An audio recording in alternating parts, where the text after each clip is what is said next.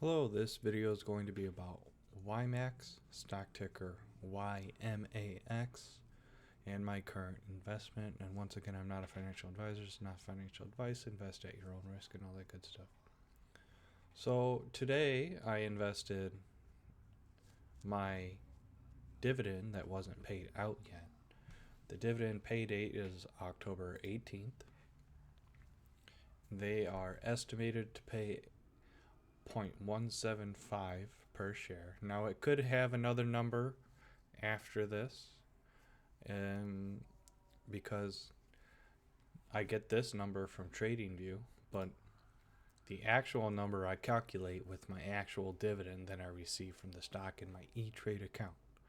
Okay, so I currently have E-Trade, and I put in the actual numbers when I get them, but I don't get paid until Monday. Even though the payment date is supposed to be October 18th, E-Trade will not pay you until 2 days later. But the idea is to invest on declaration day so you can get the best price. We can go to the 4-hour chart to give you an example of what I'm talking about. So now that we move to weeklies, yes, that's a declaration day. You would buy on this day and ride the wave up. So here is another declaration day. And you buy on this day and ride the wave up. Of course, downside in the market equals downside in the NAV, the net asset value. All right. So here is another example of buying on declaration day. And you ride the wave up. Buy on declaration day and you ride the wave up. Okay. So here is an example of today where I bought at $17.35, 8 shares with my dividend, and in after hours it has went further down to $17.31. Now Netflix has reported earnings and they have crushed it, apparently, according to this giant candle. So that should bring YMAX up if the current holdings of YMAX include Netflix. Yes. YMAX holdings as of September 30th, 2024. Netflix is in Group C. So, Group C, next reporting date, November 15th is the next reporting date for Group C. October 18th, which was this. So I guarantee this move is going to be on next month's reporting date for Netflix. At least that's how I see things. So here's my actual investment track. I currently, October 17th today, but October 18th, have 840 shares, and I got a dividend estimate of 147. My total dividends year to date is 1,897.53.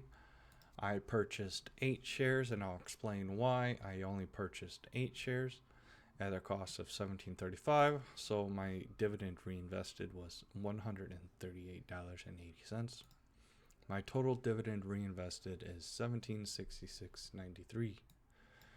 And conversely, you can see the difference. Total $18.97 versus $17.66 gives you free cash on the side. So my today's unused cash was $8.20. We can see the last 2 purchases I went negative to take down a little bit of my total unused cash. Today I chose not to go negative in the daily. It would have been negative 11, I think,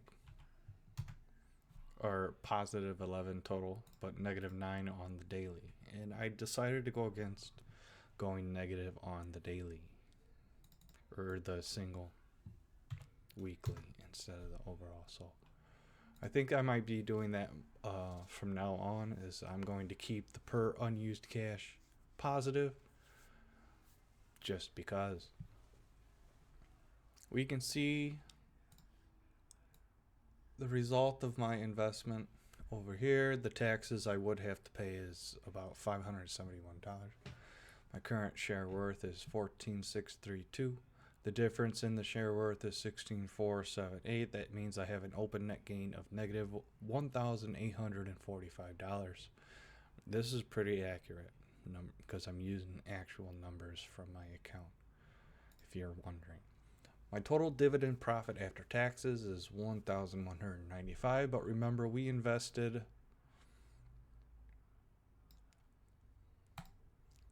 $1,766. Subtract that from 1,195. That's about $500. So the profit after open net gains. So your open net gain right now, if you were to sell all your shares, is negative $1,845. So technically that would not get taxed, and we already taxed our dividends. So this number is final as far as I'm concerned when the open net gain is negative. When the open net gain is positive, this number would need to get adjusted separately. So like the positive number would have to get taxed accordingly, and then you add it. But the way I'm doing these numbers right now, it's fine the way it is. It's just an estimate. Okay? Okay. So, yeah. Our current profit after taxes so far is $1,195. So, if you were to stop investing to catch up with your total dividend reinvested, it will be December 6th. December 6th, you have 1766 invested, and you will have 1775 in total profit after dividends. So if you want to look at it that way, around December 6th, you will have the same amount of profit as you have invested into the stock, if you want to look at it that way. Okay, so here on the right, we have the S&P Standard & Poor 500. Say you're just like, man, I hate these YMAX stocks, these yield max stocks, and you wanted to invest in the SPY. So I marked out the same days. Say you invested in the SPY at around this number, and here is today. So I wrote these numbers down. So we say you invested $15,000 into the SPY on June 17th. For the SPY was around $548. You could afford 27 shares. That costs $14,796. So August 16th,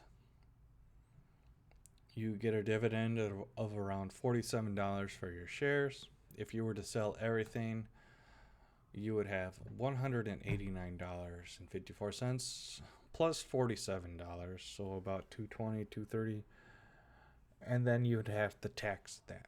So $230 times taxes. So now on August 5th, you would have been down $1,000 because of this drawdown in the SPY, okay? But if you were just buying and holding YMAX at the same time on August, you have roughly $661 in profit, as opposed to your negative $1,000 in share worth from buying on June 17th, okay? Okay, so let's fast forward to October 18th. You would have a profit of $1,000. And likewise, you currently have a profit of $1,000 with dividends after taxes. This is not selling your shares, while you would have to sell your 27 shares of the SPY to get the same profit as the YMAX dividend. I hope I'm coming out clear, because this is the end of the video.